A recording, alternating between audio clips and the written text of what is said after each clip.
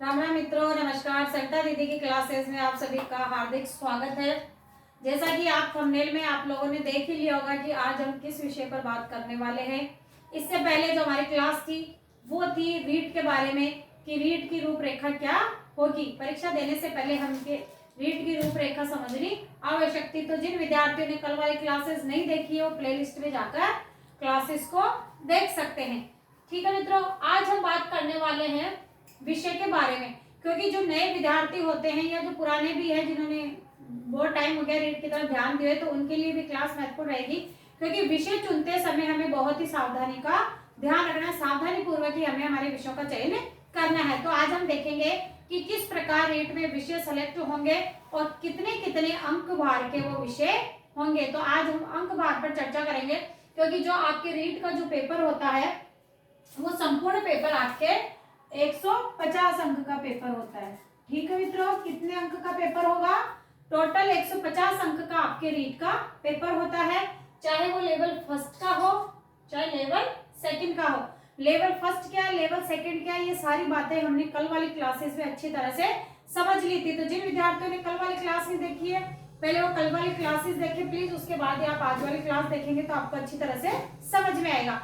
और आप हमारे चैनल से जुड़े रहिए। हम इसके बाद जो हमारी आगे की जो सब्जेक्टिव क्लासेस है वो हम शुरू करेंगे। तो मित्रों, मैं आपको एक छोटी सी जानकारी और दे दूं, उसके बाद हम इस विषय पर चर्चा करेंगे।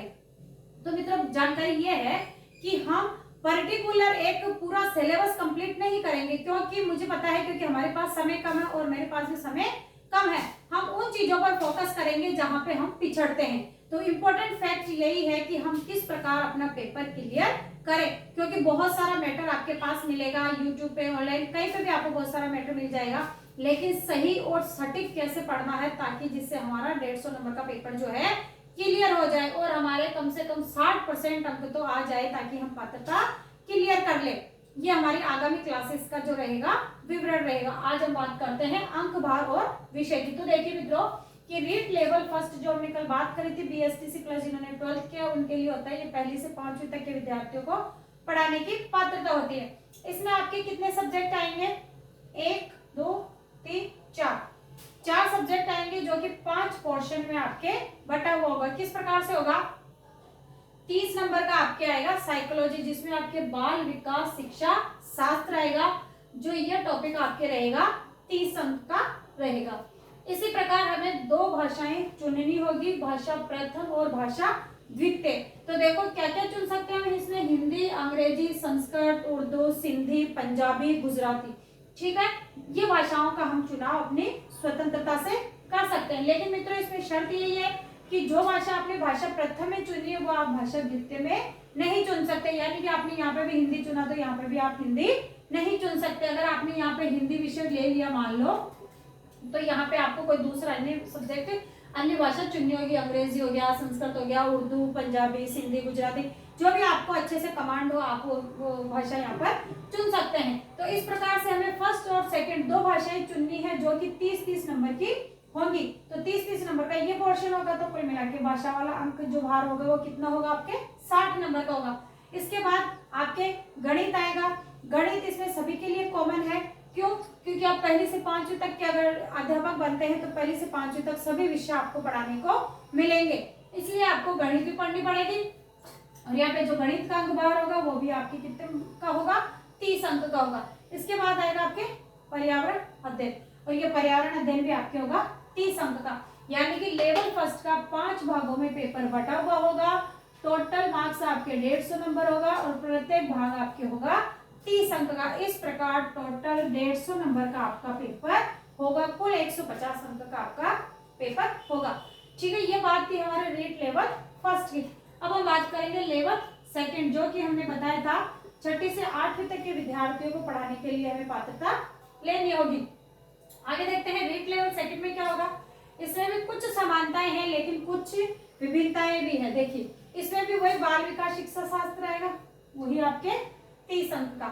इसके पश्चात वही आपको 2 भाषाएं चुननी है, भाषा प्रथम और भाषा द्वितीय। और चुनने का प्रकार तरीका वही रहेगा। भाषा प्रथम आपने जो चुन ली वो आप द्वितीय भाषा के रूप में नहीं चुन सकते, और भाषाएं वही होगी आपके हिंदी, अंग्रेजी, संस्कृत, उर्दू, पंजाबी, गुजराती, सिंधी। ठीक है, ये सारी जो भाषाओं के रूप में आती है। इसके पश्चात दो मुख्य विषय माने जाते हैं इसमें, एक आपके गणित विज्ञान रहेगा, एक आपके सामाजिक विज्ञान रहेगा। तो नॉर्मल जो गणित विज्ञान के विद्यार्थी हैं जिनका पर्टिकुलर सब्जेक्ट साइंस मैथ रहेगा या जो साइंस मैथ पढ़ाना चाहते हैं उनका गणित विज्ञान का पेपर होगा, उनका सामाजिक विज्ञान का पेपर नहीं होगा। तो इन दोनों में से एक आपको चुनना पड़ेगा। अगर आप साइंस मैथ के टीचर बनना चाहते हैं तो आपको साइंस मैथ चुनना पड़ेगा जो कि 60 अंक का होगा, और अगर आप सामाजिक जो अदर सब्जेक्ट के बनना चाहते हैं तो फिर आपको ये वाला विषय सामाजिक विज्ञान चुनना होगा।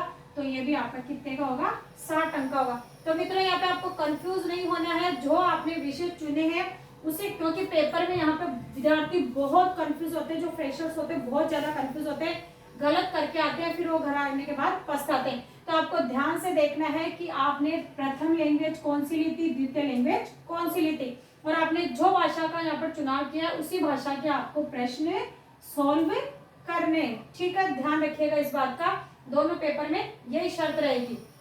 तो इसी प्रकार ये भी आपके कितने नंबर का पेपर हो जाएगा, टोटल 150 अंक का ये आपके पेपर होगा। तो मित्रों आज हमने बात की है अंक विभाजन की और विषय रूपरेखा की, कि किस प्रकार हमें लेवल फर्स्ट में विषय चुनने हैं और किस प्रकार लेवल सेकंड के विषय हमें चुनने हैं। तो ये हमारा एक बहुत ही अच्छा पैटर्न रहेगा। आप इस चीज को पहले एक बार नोट कर लीजिए, क्योंकि यहाँ पर भी बच्चे जो है विद्यार्थी बहुत ज्यादा कंफ्यूज रहते हैं और बहुत ज्यादा गलतियां करके आते हैं, विशेषकर इस वाले भाषा वाले पोर्शन में। ठीक है, ठीक है मित्रों, इस प्रकार आज की हमारी क्लास यही समाप्त होती है। आगे हम क्लास सब्जेक्टिव रखेंगे, तो आप निरंतर क्लासेस से जुड़े रहिए और क्लास का फायदा उठाते रहें। वही हमारा जो स्लोगन है, उठो जागो और तब तक नहीं रुको जब तक कि आपको आपका लक्ष्य प्राप्त न हो जाए। तो कृपया चैनल से बने रहें, सरिता दीदी की क्लासेस देखते रहे, अपने सपनों को पूर्ण करते रहे। धन्यवाद मित्रों।